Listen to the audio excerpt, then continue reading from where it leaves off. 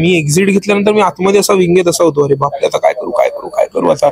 मग गेलो मी त्याच्या तोंडात ते वाक्य टाकलं आणि त्याच्याकडनं ते बोधवून घेतलं आणि मग ती पुढची 15 मिनिटं गेली. हे झालेलं ऍक्च्युली. हे नाही सांगितलं त्यांनी. हलकड माणूस आहे. माझं बारसं ह्याच्यात झालेलं आपलं पार्ला वेस्टला, अरे यार Bhaidas hall. Yes, how can I forget. So Bhaidas theatre मध्ये जे खूप मोठं थिएटर आहे हिंदी आणि गुजराती प्लेसाठी, जिकडे मराठी नाटकही लागतात, तिकडे माझं बारसं झालं होतं. शिवाजी मंदिरला माझा पहिला वाढदिवस सेलिब्रेट झाला होता. शिवाजी मंदिरच्या स्टेजवर पण होतो मी तेव्हा, त्यामुळे स्टेजशी तेव्हापासून नातं आहे. आणि नाटक तर माझ्या मते मी अगदी तेव्हा म्हणजे एवढंसं कुकुल बाळ असल्यापासून नाटकं बघायला न्यायचेच मला. रात्री मी बसलो होतो असाच, तर पप्पा आला आणि मला बोलतो की हे मनमित, परवाचा ऑल द बेस्ट 2चा प्रयोग तू करायचा. मी बोललो काय, परवाचा ऑल द बेस्ट 2चा प्रयोग मी करायचाय? बोला हा. मी बोललो कुठलं कॅरेक्टर करायचंय? मुका करायचंय. बोललो काय बोलतोयस तू पॉप, अरे 2 अंकी नाटक आहे ते, त्याच्यातली मुख्य भूमिका तुम्हाला सांगतोयस की मी परवा करायची आहे. मी त्या दिवशी पण इथे आलो होतो, आम्ही सगळे रडलो इकडे शिवाजीला येऊन, की इतक्या वर्षांनी आम्ही या स्टेजला हात लावला, ते डोकं टेकलं. नमस्कार मंडळी, मी नेहा प्रभू तुम्हा सगळ्यांचं मनापासून स्वागत करते मीडिया टॉक मराठीवर. ऑल द बेस्ट नाटकाचं निमित्त माझ्यासोबत मनमित आहे. मनमित कसं आहेस? एकदम मस्त. तू कशी आहेस? मी पण मस्त आहे. बरं, मनमितला मी कधी पाहिलेलं मला आठवतंय की आमचं साठे कॉलेजच्या ऑडिटोरियम मध्ये मी गजबजलेल्या त्या ऑडिटोरियम मध्ये सगळ्या शेवटच्या खुर्चीवर उभी होते, म्हणजे खुर्चीच्या बाजूला, आणि तो दिसतोय की नाही असं, आणि स्टेजवर तो धुडघूस घालत होता आणि सगळीकडे एक चालू होतं की बालभारती आलाय, बालभारती आलाय, बालभारती आलाय. सो तिथपासून घेऊन ते इथपर्यंत असा प्रवास आहे. आणि बरेचसे मोठमोठे सिनेमे तुझ्या नावावर आहेत, कच्चा लिंबू असू दे किंवा टाइमपास असू दे, खूप आहेत. आणि नाटकात तू धुडघूस घालतोच आहेस. कसं वाटतं यार तिथपासून इथपर्यंत, एकांकिकेपासून चित्रपटांपर्यंत आणि पुन्हा मोठ्या नाटकापर्यंतचा प्रवास? अरे अभि तो बस सुरुवात आहे. असंच वाटतंय मला की आता तर सुरू झालंय, आता तर काहीच नाही. पण ओव्हरऑल काय नाही, खूप छान वाटतं. वेगवेगळ्या प्रकारच्या भूमिका करायला मिळणं म्हणजे एका ऍक्टरसाठी सगळ्यात चांगली गोष्ट तीच असते की त्याला त्याचं बेस्ट पोटेन्शियल गाठता येण्याच्या प्रवासावर जाता येईल. बट तेव्हा असो किंवा आत्ता असो, एक गोष्ट तर सेम आहेच की थिएटर करताना, या रंगभूमीवर काम करताना, तिची सेवा करताना, तेव्हा जेवढा आनंद व्हायचा तेवढाच आनंद आत्ताही होतो. बरं, अभि तो सुरू केलाय म्हणाला, पण जेव्हा खरोखरच सुरुवात केली होती त्यावेळेला रस्त्यात लोक तुम्हाला कुठेतरी पाहिल्यासारखं वाटतंय. इथपासूनचा ते ऍक्च्युअल लोकांनी ओळखणं हा प्रवास असतो प्रत्येक ऍक्टरचा. तुझा पण असाच राहिलाय आणि लोकांची रिॲक्शन तेव्हा कशी असायची आणि आता कशी असते? छान असते. मला ऍक्च्युली इतकं फ्रँकली त्या गोष्टीचा एवढा क्रेज नाहीये की मी आधी, पण मला एवढं कधी असं काय वाटलं नाही की लोकांनी ओळखलं बापरे मी. बट एक मला ते प्रेक्षक खूप आवडतात जे तुमच्याशी येऊन फार छान गप्पा मारतात, तुम्हाला तुमच्या कामातले डिटेल्स सांगतात. तेव्हा मला असं वाटतं की यार किती गोड आहे, मला त्यांच्याशी बोलावं असं वाटतं. आणि बाकी सगळे तर प्रेमाने येतात, बरेच लोक बोलूही शकत नाहीत, काही लोक बोलायला असे थोडे घाबरतात, पण ते प्रेम रिसीव्ह करणं, त्यांना ते प्रेम देणं, असं मला वाटतं की ती एक गिव्ह अँड टेक छान होते. बट बाकी असं त्या प्रवासाबद्दल विचारशील तर मला असं काही एवढं वाटत नाही, कारण की मला त्या बाबतीत एवढं काय म्हणजे असं ॲरोगंटली नाही बोलत आहे. Saying this with utmost modesty की मला त्याच्याबद्दल एवढं काय वाटत नाही की अरे ओळखलं, फोटो काढले वगैरे वगैरे. बरं, ग्रँड रिहर्सल वगैरे ठीक आहे, पण रंगीत तालीम इज लव्ह. म्हणजे मराठी माध्यमाच्या लोकांसाठी रंगीत तालीम म्हणजे रंगीत तालीमीची एखादी आठवण आहे का रे तुझी, शाळेपासून असू दे किंवा आता कॉलेज किंवा थिएटर आता जे? हो, माझी कॉलेजची एक आठवण आहे की आमची रंगीत तालीम चालू होती आणि असं होतं की आता ह्याच्यानंतर आम्हाला डायरेक्ट उद्या शो करायचा आहे. तर सगळं डन होतं, सगळं फिक्स होतं, आणि एक मुलगा तेव्हा एक वाक्य विसरला, आणि ते वाक्य इतकं महत्वाचं होतं की त्याच्यावर ना पुढची 15 मिनिटं ठरलेली होती एकांकिकेतली. म्हणजे ते वाक्य गेलं तर एकांकिकेतली 15 मिनिटं कट, मग राहिलं काय, मग स्किट करायला लागेल आम्हाला, असं झालेलं. आणि मी एक्झिट घेतल्यानंतर मी आतमध्ये असा विंगेत असा होतो, अरे बापरे आता काय करू काय करू काय करू आता. तर तेव्हा मला असं मी बसलो शांतपणे, विचार केला हा असं असं करून जॉईन करेन, असं असं करून जॉईन करेन. मग गेलो मी त्याच्या तोंडात ते वाक्य टाकलं आणि त्याच्याकडनं ते बोधवून घेतलं आणि मग ती पुढची 15 मिनिटं गेली. बाप रे. पण मला त्या मुलाशी रिलेट करता येईल कारण की माझ्या एका एकांकिकेला त्या माझ्या एका शेवटच्या वाक्यावरती अख्खी एकांकिका उभी राहिली होती आणि मी ते शेवटचं वाक्य घेतलं आणि माझा आवाजच पोचला नाही. वा, शाबास शाबास. सो रिटेक नसतो पण मला खरंय. घ्यावा लागलेला, एकांकिकेला रिटेक घ्यावा लागलेला. भाई काय ठीक सीन आहे, होता पण तो. ह्याच्यातनंच आपण शिकतो ना. यातनं आपण शिकतो. तुझा स्वतःचा किस्सा आहे का एखादा की काहीतरी तारांबळ उडाले किंवा काहीतरी गोंधळ झालाय स्टेजवर की तू खूपच सिरियस आणि खूप याने काम करतोस? नाही नाही नाही, मी एकदमच सिरियसलीच काम करतो आणि मला फार फालतूगिरी केलेली आवडत नाही खरं तर माझ्या ह्याच्यात. बट एक किस्सा असा होता की ऑल द बेस्ट 2च्या वेळेला, ऑल द बेस्ट 2 मध्ये मी मुकाची भूमिका करायचो आणि त्याच्यात असं खूप काहीतरी एक प्रॉब्लेम झाला होता. जो आधी मुका करत होता त्याचा तो पुढच्या काही प्रयोगांसाठी नव्हता आणि अचानक त्याला निघावं लागलं. तर आता प्रयोग तर लागलेत, तर काय करणार. तर रात्री मी बसलो होतो असाच, तर पप्पा आला आणि मला बोलतो की ए मनमीत, परवाचा ऑल द बेस्ट 2चा प्रयोग तू करायचा. मी बोललो काय, परवाचा ऑल द बेस्ट 2चा प्रयोग मी करायचा आहे? बोला हा. मी बोललो कुठलं कॅरेक्टर करायचंय? मुका करायचंय. बोललो काय बोलतोयस तू पॉप, अरे 2 अंकी नाटक आहे ते, त्याच्यातली मुख्य भूमिका तुम्हाला सांगतोयस की मी परवा करायची आहे. सो तेव्हा त्या 2 दिवसात मी एकही मिनिटं झोपलो नाही. त्याच्यानंतर तो जो मी प्रयोग केलेला त्याच्यात माझी बरीच तारांबळ उडत होती, पण मयुरेश माझ्या बरोबर होता बहिरा म्हणून, त्यामुळे कोणालाही कळत नव्हतं की माझी तारांबळ उडते. तो सगळं बरोबर माझ्याकडनं करून घेत होता, माझं बरोबर होत होतं, प्रयोग चोख झाला. पण तारांबळ माझी तशी उडाली. पण मला तारांबळ उडू नये म्हणून मी एकही मिनिटं झोपलो नव्हतो. सो मी खूप घाबरतो, मला नाही आवडत तारांबळ उडलेली. हो, मगाशी हा किस्सा त्यांनी सांगितला. सो तो असा होता की आदल्या म्हणजे खूप ऐन वेळेला त्याला सांगितलं की तुला करायचंय आणि म्हणून असं सगळं झालं होतं. हे आता कळलं कारण त्यांनी सांगितलेलं फार एकदम तो असा हे झालेला आणि मी त्याला इथून इथे असा न्यायचं वगैरे. सो हे होतं कारण. हे नाही सांगितलं त्यांनी? हे नाही सांगितलं त्यांनी. हलकड माणूस आहे. बरं, तुम्ही गेल्या वेळेला आत्ता तू बहिऱ्याच्या यातात आहेस आणि तो मुक्याची करतोय बरोबर, पण गेल्या वेळेला तुमचे रोल अगदी स्वॉप झाले होते.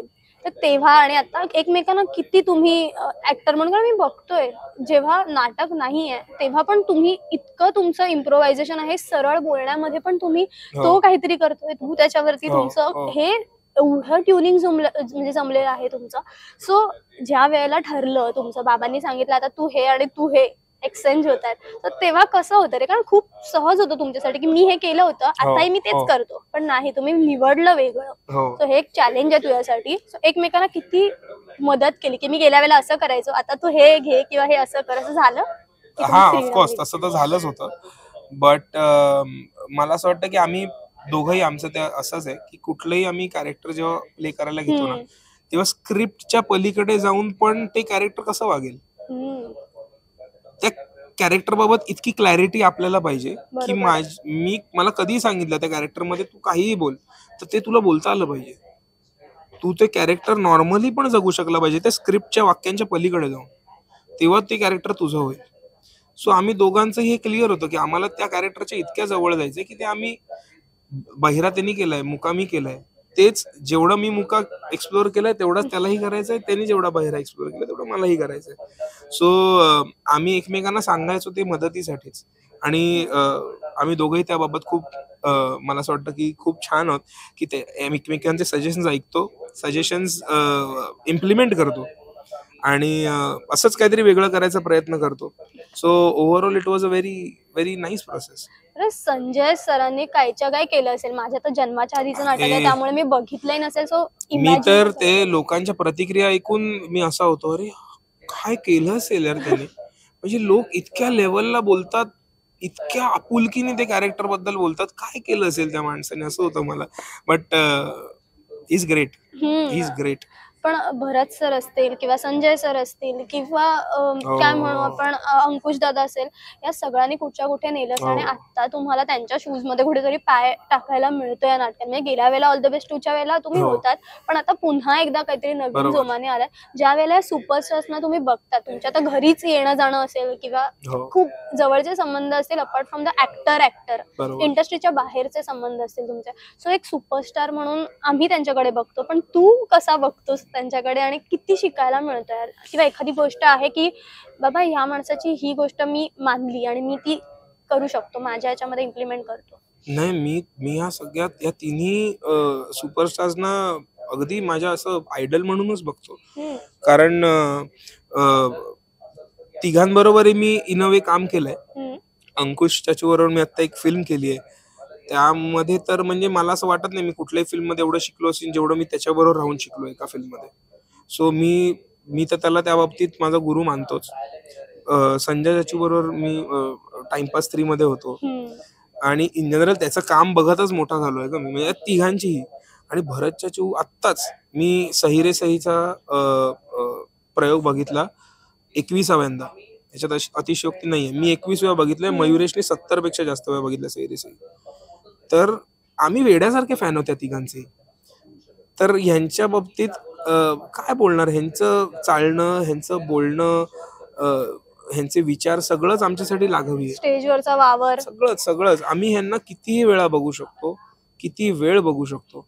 त्यामुळे तसं काहीतरी बनायचं आहे आपल्याला, ही एक भावना मला त्यांच्याकडे बघून येते. त्यामुळे त्या भावनेच्या ती भावना चेस करतोय मी सध्या. बरं, आता हे विचारायचं आहे की ग्रँड रिहर्सल सुरू आहे, सगळं गेल्या वेळेला ऑल द बेस्ट मध्ये वगैरे केलंयस, पण धडधडेल का तुला पहिल्या प्रयोगाला? ऍक्च्युली धडधडेल तर हो, थोडं तर धडधडेल मला, बट जास्त मी इमोशनल होईन असं मला वाटतंय. कारण की मी 4 वर्षांनी परत एकदा स्टेजवर परफॉर्म करणार आहे. कोविड नंतर काही झालंच नव्हतं, केलंच नव्हतं नाटक, फिल्म्सच. सो दडपण मी ठेवलं नाहीये. कारण मला जेव्हा ह्या तिघांना आम्ही भेटलो पण होतो आता या प्रोसेसमध्ये, तेव्हा त्या सगळ्यांनी आम्हाला सांगितलेलं आहे की तुम्ही लोक नाटक एन्जॉय करतात, लोक मजा करतात, ह्याचं कारण हेच आहे की आम्ही त्यांच्याहून जास्त एन्जॉय करायचो प्रयोग. जर मी दडपण घेतलं ना तर मी प्रयोग एन्जॉय नाही करू शकत. तर मी स्वतःला सांगून ठेवलेलं की मला बिलकुल दडपण नाहीये आणि जेन्युइनली मला दडपण नाहीये. मला एक्साइटमेंट आहे, मी इमोशनल आहे. मी त्या दिवशी पण इथे आलो होतो, आम्ही सगळे रडलो इकडे शिवाजीला येऊन की इतक्या वर्षांनी आम्ही या स्टेजला हात लावला, ते डोकं टेकलं, इतकं बरं वाटलं. सो ह्या सगळ्या गोष्टींमुळे आम्ही इतके मोटिवेट झालो की दडपण आमच्या लांब पर्यंत नाही. बरं, नाटकाच्या निमित्तानं असेल किंवा बघण्याच्या किंवा सादर करण्याच्या निमित्ताने नाट्यगृहांना भेटी देणं झालं असेल इतक्या वर्षात. आता ज्या वेळेला मी आठवते ना, वेगवेगळ्या नाट्यगृहाच्या माझ्या वेगवेगळ्या मेमरीज आहेत ज्या माझ्या माइंडमध्ये अशा पॉपअप होतात. म्हणजे RNM म्हटलं की मला आठवतं की ते खाली जे उपहारगृह आहे 2 AC आणि एक non AC. So me always non AC मध्ये जायचे कारण त्याचे मेन्यूचे रेट कमी असायचे. सो ही माझी आठवण आहे तिथली. किंवा तो पुतळा जो आहे तो. तुझी एखादी नाट्यगृहाची आठवण आहे कुठल्या तरी की बाबा ही मला आठवते? प्रत्येक नाट्यगृहाला काही ना काहीतरी आठवण जोडलेलीच असते. कधी कधी खूप कानाकोपऱ्यात पण प्रयोग करायला लागतात, तिकडच्या वेगळ्या असतात. इकडे आलो की खाली भेळ खायचीच असते, लस्सी प्यायचीच असते आणि शिवाजीची एक वेगळी वाईब आहे. मग दीनानाथला गेलो की मी जास्त करून खायचंच बोलीन, कारण की तिकडे पण खाली एक रेस्टॉरंट आहे, तिकडे पण आम्ही नेहमी खातो. मग बोरिवलीला पण आहे. बोरिवलीला बापरे, बोरिवलीला बोरिवलीचा AC म्हणजे भयंकर असतो. त्यामुळे आम्हाला स्टेजवर जायच्या आधी प्रॉपर वॉर्मअप करायला लागतो, नाहीतर घसा सुकतो, बॉडी गरम नसते. सो आम्हाला दरवेळेला माहितीच, हा बोरिवलीला AC खूप असणार आहे, त्यामुळे चला जास्त वॉर्मअप करा, जास्त गरम करा बॉडी. सो असे प्रत्येक ठिकाणचे काय काय काय काय असे किस्से आहेत. आता तू म्हणालास ना, तर मला आठवलं की या नाट्यगृहामध्ये मी माझ्या आयुष्यातलं पहिलं नाटक पाहिलेलं. कुठलं? कार्टी काळजा धुसली, हो, प्रशांत सरांचं. मला आता आठवलं जस्ट तुझ्याशी बोलता बोलता. बरं, मी आयुष्यात खूप उशिरा नाटक बघायला सुरू केलं अनफॉर्च्युनेटली कॉलेजच्या काळामध्ये. पण तुझ्या तर घरातच नाटक आहे, म्हणजे तुम्ही नाटक म्हणतो ना आम्ही नाटक बघायला जातो, तुम्ही घरातच नाटक. त्यामुळे मला हे विचारायचं की तू नाटक बघायला जाण्याची सुरुवात कधीपासून झाली? कारण की माझ्याकडे मेमरीज नाहीये आजी आजोबा बाबांसोबत जाण्याची. नाटक बघायला जाण्याची माझी आणि थिएटरची खूप जवळचा संबंध आहे. माझं बारसं ह्याच्यात झालेलं, आपलं पार्ला वेस्टला, अरे यार, Bhaidas hall. Yes, how can I forget. So Bhaidas theatre मध्ये, जे खूप मोठं थिएटर आहे हिंदी आणि गुजराती प्लेसाठी, जिकडे मराठी नाटकही लागतात, तिकडे माझं बारसं झालं होतं. शिवाजी मंदिरला माझा पहिला वाढदिवस सेलिब्रेट झाला होता. शिवाजी मंदिरच्या स्टेजवर पण होतो मी तेव्हा. त्यामुळे स्टेजशी तेव्हापासून नातं आहे. आणि नाटक तर माझ्या मते मी अगदी तेव्हा, म्हणजे एवढंसं कुकुलं बाळ असल्यापासून नाटकं बघायला न्यायचेच मला. त्यामुळे नाटकाशी माझं, या स्टेजशी खूप जवळचं नातं आहे. माझं घर आहे. मला वाटतं रंगभूमीने बाळाचे पाय पाळण्यात दिसतात म्हणतात, असं तिने पाहिले असतील. हाच पाळणा आहे माझा. खूप छान वाटलं तुझ्याशी बोलून आणि ऑल द व्हेरी बेस्ट या नाटकासाठी. आणि मला असं वाटतं की आम्ही ते ऑल द बेस्ट मिस केलं होतं, जे माझ्या जन्माच्या आधी आलं होतं, पण हे नाही मिस करायचं. यासाठी आम्ही नक्की येऊ. तुला खूप साऱ्या शुभेच्छा. मला वाटतं की तू तुझ्या शैलीमध्ये एकदा प्रेक्षकांना सांगावंस की त्यांनी यावं. माझ्या शैलीमध्ये म्हणजे मला कोणतरी लागणार, पण ठीक आहे, मी असंच सांगतो की नमस्कार. खूपच कमाल नाटक तुमच्या समोर येणार आहे, जे म्हणजे आहे ऑल द बेस्ट. तुम्हाला तर माहितीच असेल आहे ना. तर ते पुन्हा येत आहे, 15 वर्षांनी येत आहे. तर तुम्ही तर याच, ज्यांनी बघितलंय त्यांनी, पण जी आपली नवीन पिढी आहे, माझ्यासारखे जे यंग जनरेशन आहेत, त्यांच्या डोक्यात थोडंसं ज्ञान भरा. त्यांना सांगा की आपण मराठी नाटकं बघितली पाहिजेत, आपण थिएटरला गेलं पाहिजे.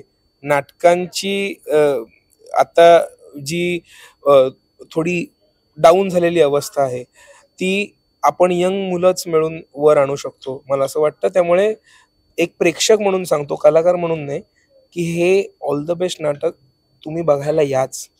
ह्या पिढीने हे बघण्यासारखं नाटक आहे. खूप तुम्ही एन्जॉय कराल, खूप तुम्ही शिकाल. आणि कलाकार म्हणून सांगेन तर माझा नेहमीच प्रयत्न राहणार आहे तुमचं मनोरंजन करायचा, तुम्हाला हसवायचा. ते करण्यात मी कमी पडणार नाही, येण्यात तुम्ही कमी पडू नका. सो भेटूया नाट्यगृहात.